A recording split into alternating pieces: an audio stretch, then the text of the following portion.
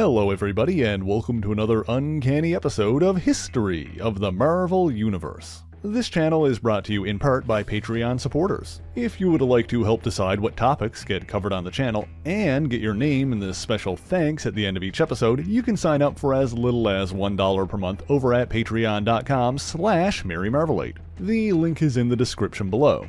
In a previous video, we talked about how a young Holocaust survivor named Max Eisenhardt, later known as Eric Lehnsherr, eventually became the mutant terrorist, or perhaps freedom fighter depending on who you ask, known as Magneto. That video is linked in the description below, and this week we're continuing from there and exploring some of his early adventures and history. As previously mentioned, Magneto made his public debut when he launched an attack on the military base on Cape Citadel. It was there that he first battled the X-Men, a team of teenage mutant superheroes assembled by his former friend, Professor Charles Xavier. While he was forced to retreat, he'd already assembled his own Brotherhood of Evil Mutants, whose members included Toad, Mastermind, Quicksilver, and the Scarlet Witch. As part of his next scheme, the Brotherhood successfully conquered the South American nation of Santo Marco, but were again defeated by the X-Men.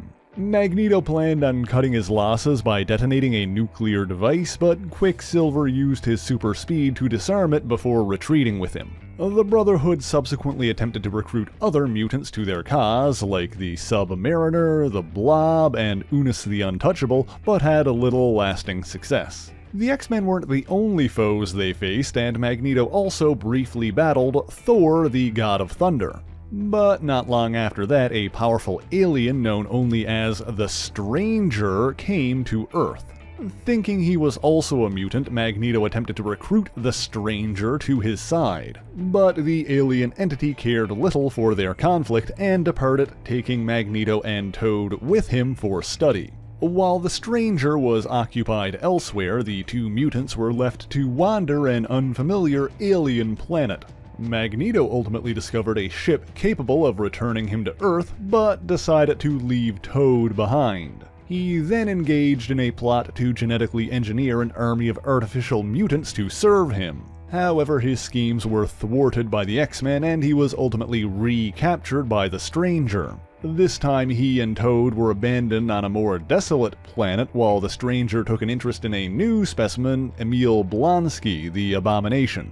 At the same time, back on Earth, a scientist named Dane Whitman, who soon became the modern-day Black Knight, and his assistant Norris were probing into space using magnetic rays. Magneto was able to sense these rays and used them to transport himself and Toad back to Earth. He intended on rebuilding the Brotherhood, but found that in his absence, Quicksilver and the Scarlet Witch had reformed and joined the Avengers. He ultimately manipulated them into rejoining him, making it seem as though Wanda, the Scarlet Witch, was nearly killed by a human. The Brotherhood was subsequently attacked by the X-Men during a time when Xavier was thought to be dead, but this time Magneto was victorious. He was convinced by Quicksilver to let them live, and instead of killing them, mentally manipulated the X-Men into attacking the Avengers. This scheme ultimately failed as well, but when Magneto tried to escape,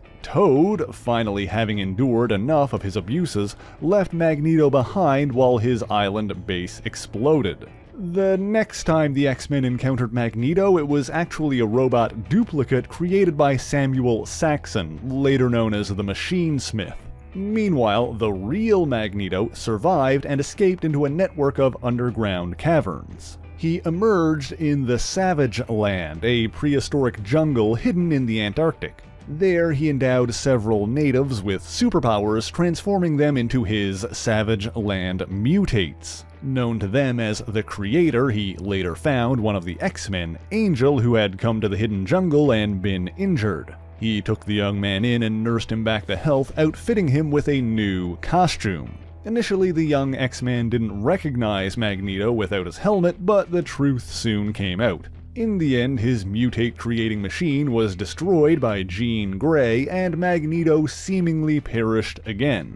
As the floor gave way beneath his feet, he tumbled down and landed in an underground river which carried him off to an ancient civilization called the Land of the Dead. He planned on using a mind-numbing gas he'd discovered there against humanity, but his schemes were again foiled by the X-Men. After that, he sought an alliance with another denizen of the Savage Land, an energy-draining were-pterodactyl known as Sauron. But this also ended poorly, with Sauron leaving him to die in a volcano. Of course, Magneto survived again, and this time was recovered by Namor the Submariner, who brought him back to Atlantis to recover. There, Magneto goaded Namor into renewing his war against the surface world. While the Submariner was occupied battling his rivals, the Fantastic Four, Magneto took his opportunity to seize control of the Atlantean army, capture both Susan Storm and Dorma,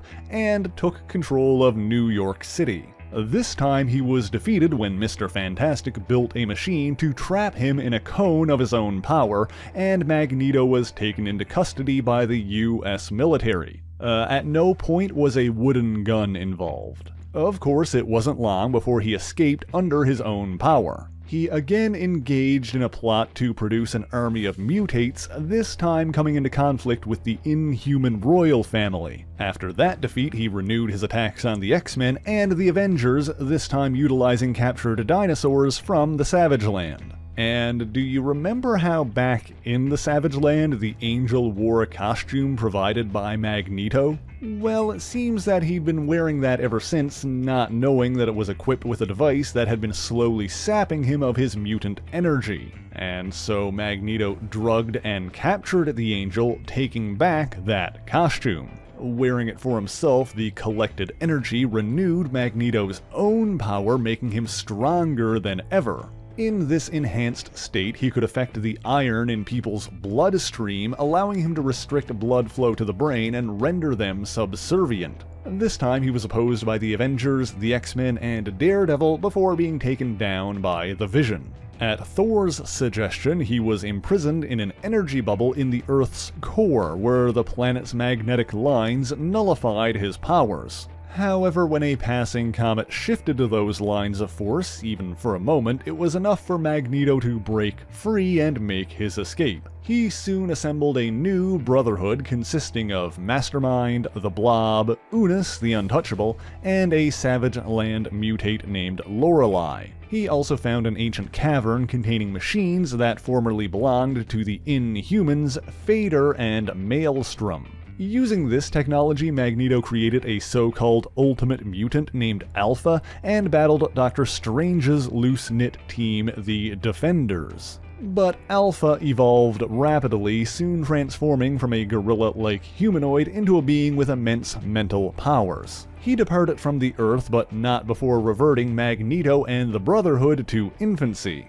Professor Xavier brought the baby Magneto to his trusted ally, Moira McTaggart, on Muir Island. Studying his genetic structure, Moira found that his powers had caused an instability in his nervous system, and suspecting that it was at least partially responsible for his cruelty in recent years, modified his genetic matrix to eliminate it. But after that, baby Magneto was abducted by Davan Shakari, an alien from the Shi'ar Empire who used the identity of Eric the Red. He then used alien technology to restore Magneto not just to adulthood, but to his physical prime.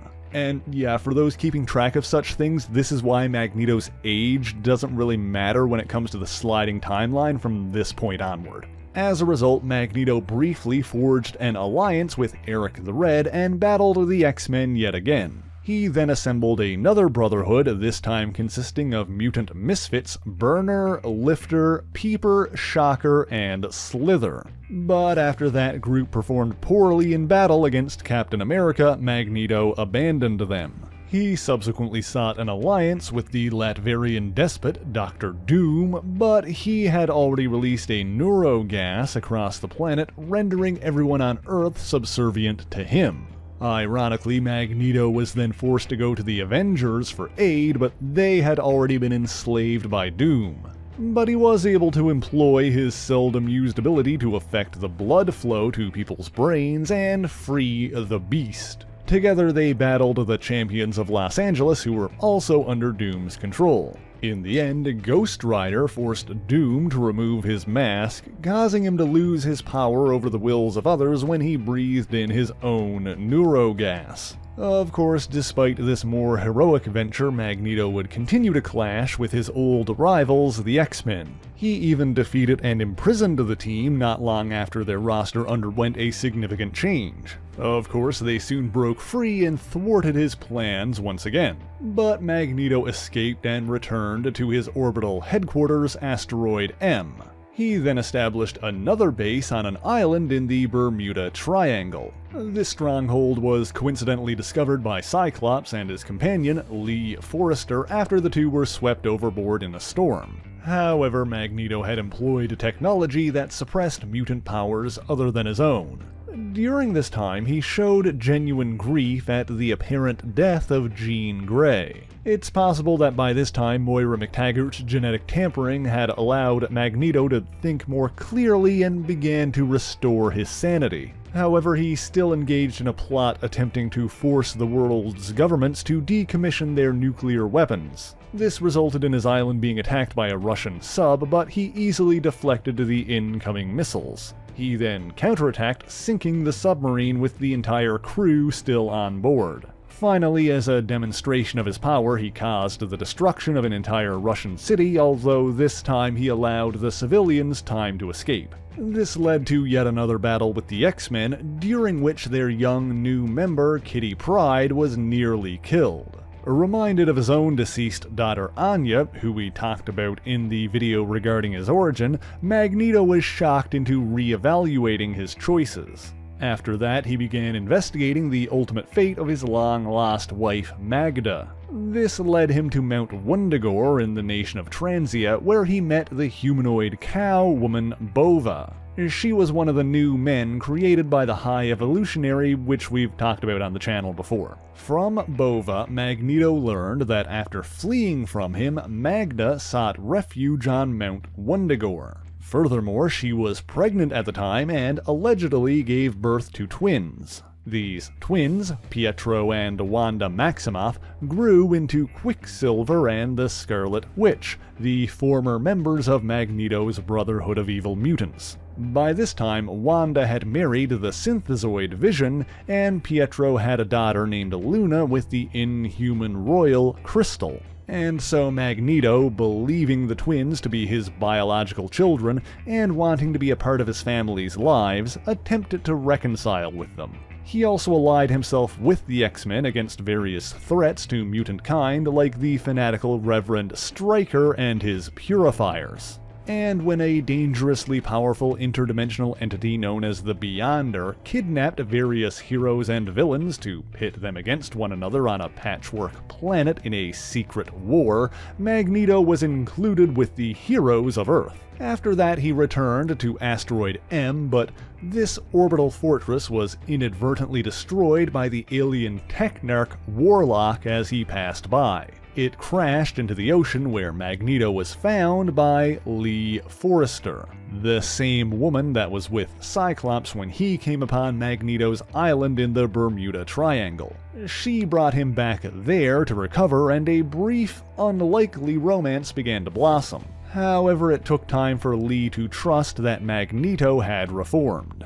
Furthermore, their time alone was interrupted by a psychic message from Professor Xavier warning Magneto that the Beyonder had come to Earth. Donning a new costume, he stood alongside the X-Men and other heroes against this grave threat. After that second secret war, he accompanied Kitty Pryde, who was also Jewish, to the National Holocaust Memorial. There, he reunited with other survivors he'd helped rescue back in Auschwitz. However, Mystique and her government-sponsored mutant team Freedom Force had been sent to arrest him. Wishing to atone for his crimes, Magneto surrendered and turned himself over to the World Court. What followed was the trial of Magneto. But unfortunately, that's all the time we've got for this video. If you'd like to hear more of this history, like how Magneto took over as headmaster of Xavier's school and watched over a young team of new mutants, be sure to let me know in the comments. Also, if there are any other characters who I've already covered in some degree but you'd like to see more of their history like this, then put that down there as well. And of course, if you enjoyed this video, leave a like, share the video, and subscribe for more marvelous content. As always, the issues referenced in this video are listed in the description below if you would like to read them for yourself, as well as links to other places you can find me, including my Patreon page, where for only $1 a month you can get your name in these special thanks here. So until next time, true believers, Excelsior!